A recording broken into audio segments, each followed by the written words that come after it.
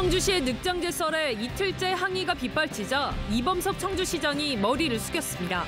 충청북도는 감찰에 나섭니다. 충주댐물을 인근 지역으로 공급하는 광역상수도 2단계 사업이 10년 만에 준공됐습니다. 하루 45만 톤 공급이 가능하게 됐습니다. 미호강 수질 개선을 위해 청주 무심천으로 하루 25만 톤씩 흐르던 대청호물이 약속된 2주 만에 다시 끊겼습니다. 김영환 지사는 계속 이어가자는데 비용이 문제입니다. 평균 수령이 200년인 제천 의림지의 노송들이 대를 잇게 됐습니다. 우량종자로 길러낸 후계목 600여 그루가 고향 의림지로 돌아왔습니다. 네, 시청자 여러분 안녕하십니까? 계속해서 MBC 뉴스투데이 충북입니다. 늑장제설로 벌어진 출근길 마비 사태를 두고 이틀째 비난이 쏟아지자 결국 이범석 청주시장이 공개 사과했습니다. 한편 충청북도는 여러 차례 선제적 제설 요구를 무시한 청주시를 상대로 특별 감찰에 나섭니다. 김은초 기자의 보도입니다. 도로를 따라 끝없이 늘어선 차량 행렬이 아파트 지하 주차장까지 이어졌습니다. 10분이면 가던 출근길은 2시간 넘게 걸렸습니다. 설상가상 곳곳에 사고가 잇따랐고 직장과 학교마다 지각 사태가 속출했습니다. 1cm 안팎의 눈에 마비된 청주의 모습입니다. 눈에 쌓인 것 비례해서 차가 밀리는 게 조금 이해가 안 가는. 청주시 홈페이지에는 시민들의 비난과 항의, 조롱이 빗발쳤습니다.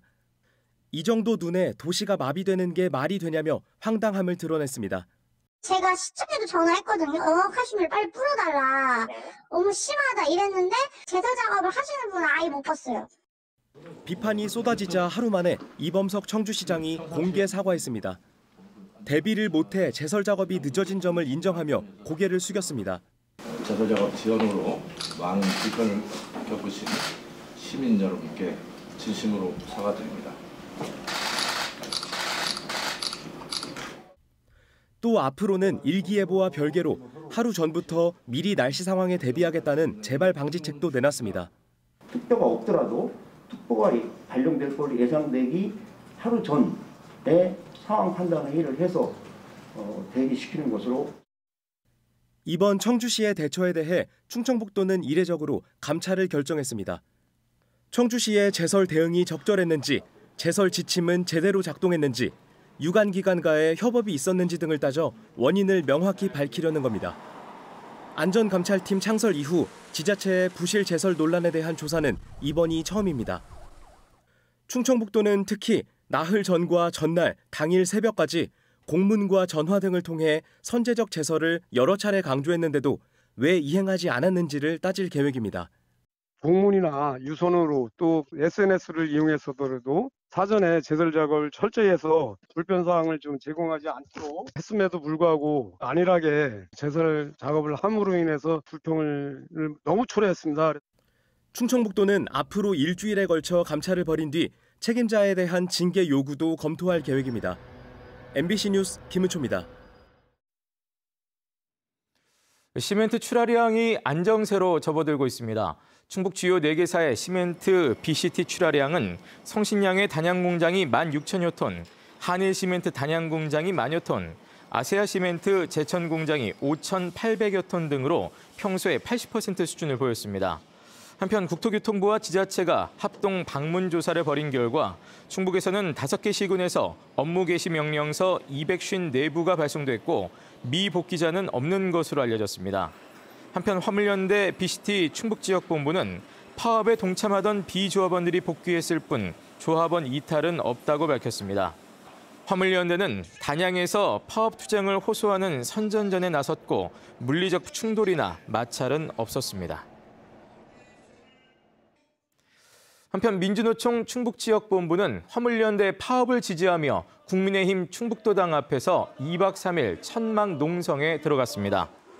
민주노총 충북본부는 화물 노동자의 과로와 과속, 과적을 막기 위한 안전운임제 확대 요구는 정당하다며 업무 개시 명령과 공정거래법 위반 조사 등 노조 탄압을 중단하라고 촉구했습니다.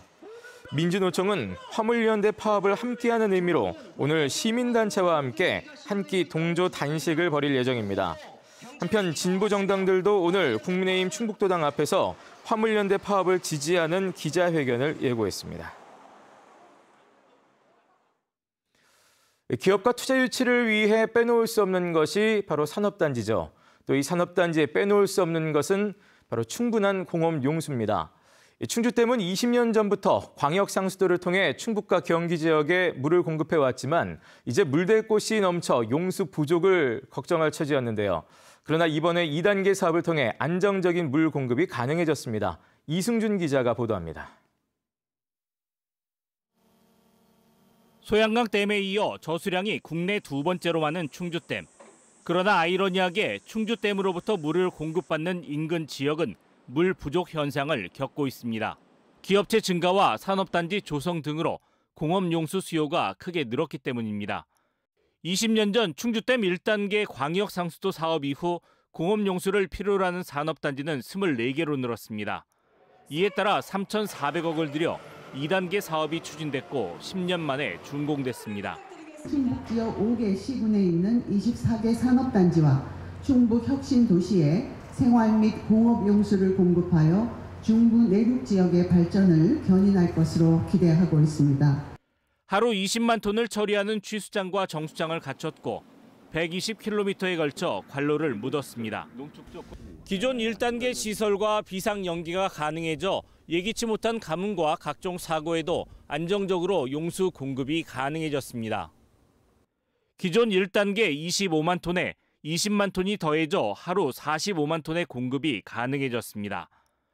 충주댐 광역상수도 용수 가운데 충북은 3분의 2 정도인 28만 5천 톤을 공급받고 3분의 1 정도는 경기도에 공급됩니다.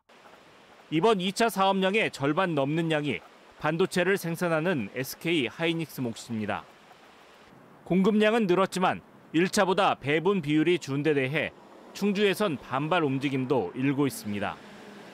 또 댐으로 인한 수몰과 각종 규제 등 이른바 물 권리에 대해 직접 환경부 장관에게 전달했습니다. 이렇게 많은 물을 주면서도 너무나 많은 규제를 당하고 있기 때문에 규제를 완화해야 한다. 우리 도민들이 깨끗한 물을 지키는 일은 우리가 할 테니 정부는 규제를 완화해달라 그런 주장을 했습니다. 정부는 중부 내륙 지역의 물 수요가 계속 증가함에 따라 3단계 사업을 추진하기로 하고 현재 예비 타당성 조사를 벌이고 있습니다. MBC 뉴스 이승준입니다. 네, 한편 지난 2주 동안 미호강 수질 개선을 위해 하루 25만 톤씩 대청댐 물이 무심천에 흘러들어갔습니다. 이 시범 기간이 끝나자마자 수자원공사는 무심천 바닥이 드러날 정도로 물량을 확 줄였는데요. 김영환 지사는 돈을 안 내고 대청댐 물을 계속 끌어다 쓰겠다는 계획이지만 물을 주는 수자원공사는 생각이 좀 다른 것 같습니다. 김대웅 기자가 보도합니다. 충청북도는 한국수자원공사의 요청에 지난 2주간 대청댐 물을 하루에 25만 톤씩 무심천으로 흘려보냈습니다. 물이 없는 갈수기에 대청댐에서 무심천을 거쳐 미호천으로 물을 흘려보내면서 수질이 얼마나 나아지는지 측정했습니다. 매년 10월부터 이듬해 3월까지 하루 평균 8만 톤을 방류하고 있었는데 17만 톤을 더 방류한 겁니다. 김영환 충북지사는 시범 운영에 그치지 않고 지속적으로 무심천과 미호천에 대청댐 물을 달라고 수자원공사에 요청했습니다. 본사를 찾아가 사장까지 직접 만났습니다. 미호천에 하루 40만 톤의 물이 부족하니 대청댐 물을 달라면서도 지금처럼 비용을 낼 생각은 없다고 말했습니다. 저는 돈을 줄 생각이 전혀 없고요.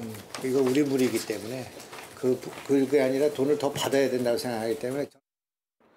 하지만 시범 기간이 끝나자 수자원공사는 하루 방류하는 물의 양을 평소의 절반도 되지 않는 3만 톤으로 확 줄였습니다. 제 뒤로 보시는 것처럼 무심천은 하천 바닥이 그대로 드러나 있습니다. 하루 25만 톤씩 흘려보내던 시범 기간과 비교하면 눈에 띄게 수위가 낮아졌습니다. 돈 내고 계약한 만큼만 물을 주는 겁니다. 한국수자원공사는 지금은 대청댐 물이 여유 있지만 3년 후에는 부족할 것으로 예상되고 관련 규정에 따라 무상으로 주기도 어렵다고 밝혔습니다. 김영환 충북지사는 이번엔 한화진 환경부 장관을 만나 대청댐 물을 달라고 요청했습니다. 아예 국가계획에 넣어 물을 지속적으로 받겠다는 겁니다. 미호강의 수질이 나쁘기 때문에 이 나쁜 수질에 대한 개선을 댐 용수를 공급받아서 해야 된다는 그 내용을 환경부 국가계획에 반영을 하는 게 이제 우선이고요. 환경부는 내년 상반기에 금강권역 관리 계획을 수립할 예정입니다. 우리 지역에서 나온 물을 무상으로 가져다 쓰겠다는 계획이 성공할 수 있을지 주목됩니다. MBC 뉴스 김대웅입니다. 충북 지역의 올가을 평균 낮 기온이 최근 40년 동안 가장 높았던 것으로 나타났습니다. 청주 기상지청에 따르면 지난 9월부터 11월까지 평균 낮 최고 기온은 15.2도로 평년보다 2.8도 높아 지난 1973년 이후 가장 높았습니다. 또 이 기간 평균 기온도 13.7도로 평년보다 0.9도 높았습니다. 청주 기상지청은 9월 중순 태풍으로부터 더운 공기가 유입돼 기온이 크게 올랐고 11월 중하순에도 이동성 고기압의 영향으로 낮 기온이 크게 올랐다고 분석했습니다. 충주에서 아프리카 돼지열병에 감염된 멧돼지 폐사체가 발견됐습니다. 지난 5일 충주시 엄정면의 광역 울타리 안에서 주민에 의해 발견된 야생 멧돼지 폐사체는 검사 결과 아프리카 돼지열병에 감염된 것으로 확인됐습니다. 이는 지난달 29일 충주시 소태면에서 양성 개체가 발견된 지 엿새 만입니다. 이에 따라 충북도 내 아프리카 돼지열병 발생 건수는 단양과 제천, 보은, 충주 등 4개 시군에서 모두 273건으로 늘었습니다. 국내에서 가장 오래된 저수지로 알려진 국가 명승 제천 의림지에는 절경이 있습니다. 바로 수백 년 된 소나무 군락이죠. 이 군락을 보존하기 위해 제천시가 키운 소나무 후계목들이 4년 만에 고향 의림지로 돌아왔습니다. 허지희 기자가 전해드립니다. 2km에 걸친 저수지 둘레를 따라 굵직한 노송이 자리하고 있습니다. 짧은 것은 100년에서 최대 500년까지 나이를 먹었습니다. 180여 그루의 평균 수령은 200년 이상. 하지만 세월의 장사는 없었습니다. 지난 2016년 100년가량 된 소나무 한 그루가 말라 죽었습니다. 그래서 시작된 의림지 소나무 후계목 사업. 문화재청과 제천시는 좋은 형질의 의림지 소나무 10여 그루에서 얻은 좋은 씨앗으로 어린 소나무를 길러냈습니다. 그렇게 4년. 잘 자란 어린 소나무들은 어미 소나무가 있는 고향, 의림지 제방 아래로 돌아왔습니다. 30-40cm 남짓까지 자란 610그루가 2m 간격으로 나란히 식재됐습니다. 앞으로 이곳에서 수십 년 세월을 보낸 뒤 고사목의 대체목 등으로 활용될 계획입니다. 향후 자연재해 등 피해 발생으로 고사목이 발생할 경우에 대체목으로 활용하여 우리 제천을 대표하는 의림지와 재림의 자연경관 유지랑 이제 명승지 보존을 이어가도록 하려고 합니다. 물 주변에서도 수백 년을 살아온 의림지 소나무의 유전적 특성이 후계목도 계승했을지 앞으로 생육은 보존 성패를 가르게 됩니다. 이거 같은 경우는 포트묘잖아요, 옹기묘. 그러다 보니까는 뿌리가 굉장히 많이 발달해 있어요. 그래서 몇 년 보면 생장하는데 크게 문제는 없을 겁니다. 우수한 형질을 지닌 의림지 소나무를 영원히 보존하기 위한 후세의 노력은 의림지 소나무가 살아온 세월만큼 다시 수십, 수백 년 역사를 더 잇게 될 것으로 보입니다. MBC 뉴스 허지입니다. 전국 최초 소방관 전문 의료기관인 국립소방병원이 오는 2025년 하반기 개원을 목표로 오늘 음성군에서 착공됩니다. 국립소방병원은 화상과 정신건강, 근골격 재활 등 소방공무원에 특화된 진료를 위한 의료 공간과 질병 연구를 위한 소방의학연구소로 구성될 예정입니다. 또 지역 주민을 위한 공공의료기관의 역할도 수행하게 됩니다. 국립소방병원은 연면적 3만 9천 제곱미터, 지하 2층, 지상 4층 규모로 302개 병상과 19개 진료 과목을 갖출 예정입니다.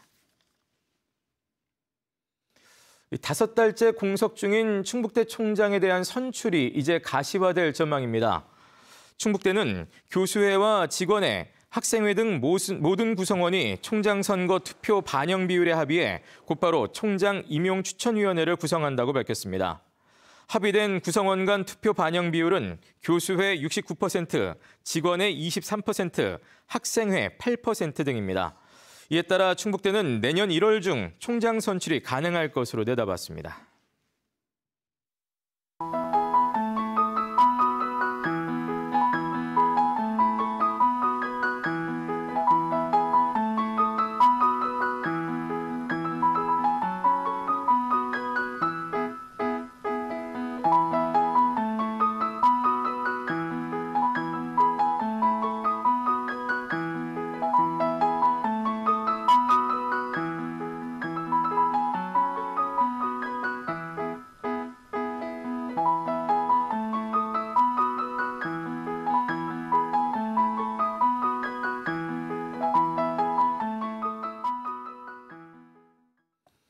지난달 청주에서 교통사고를 낸 충북의 소방공무원은 사고 당시 면허 취소 수준의 음주 상태였던 것으로 나타났습니다. 청주 흥덕경찰서는 사고 직후 체열한 해당 공무원의 혈액 분석을 국립과학수사연구원에 의뢰한 결과 혈중 알코올 농도가 0.1%를 넘어 면허 취소 수준이었다고 밝혔습니다. 해당 공무원은 지난달 17일 밤 청주시 가경동의 한 교차로에서 자신의 차를 몰다 사고를 내 현재 병원 치료를 받고 있습니다. 소방당국은 해당 직원을 징계할 방침입니다. 충청북도가 지역 중소기업의 제품 구매 촉진과 판로 확대를 위한 종합계획을 수립해 시행합니다. 충청북도는 공공기관이 지역 제품 우선 구매를 검토하도록 의무화하고 관내 제품을 수의계약으로 구매할 경우 사유서를 첨부하도록 하는 등 내수 진작을 위한 14개 과제를 포함시켰습니다. 또 시군별 구매 실적을 비교, 관리할 수 있는 종합평가 지표도 마련해 지역 제품 우선 구매율을 50% 이상 끌어올릴 계획입니다. 지난달 기준 충청북도가 발표한 중소기업 제품 계약 수주율은 관내 제품이 약 82%를 차지했습니다. 충청북도가 교육청과 경찰, 또 군부대와 민간단체 등 14개 기관 단체와 안전충북 실현을 위한 민관 공동협약을 맺었습니다.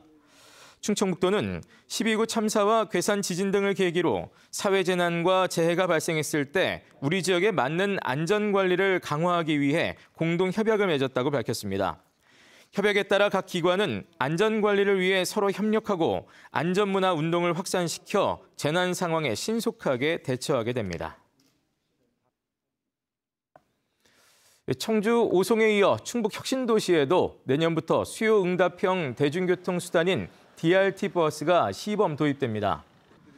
진천군 유일의 버스 운송 사업자인 진천여객은 자율주행 플랫폼 서비스 업체와의 업무 협약을 통해 내년 초 DRT 버스를 시범 운행한 뒤 혁신도시 전역으로 범위를 넓힐 계획이라고 밝혔습니다. DRT는 정해진 노선과 운행 시간표 없이 이용 수요에 따라 탄력적으로 운행되는 대중교통 서비스로 노선버스가 없거나 적은 교통 소외 지역에 효율적입니다. 충북 최초로 수소버스를 도입한 충주시가 수소 청소차도 시험 운행합니다. 충주시와 현대자동차 그리고 한국자동차연구원 등은 수소 특장차 실증 연구를 위한 협약을 맺고 내년 1월부터 1년 동안 수소 노변 청소차를 시험 운행하기로 했습니다.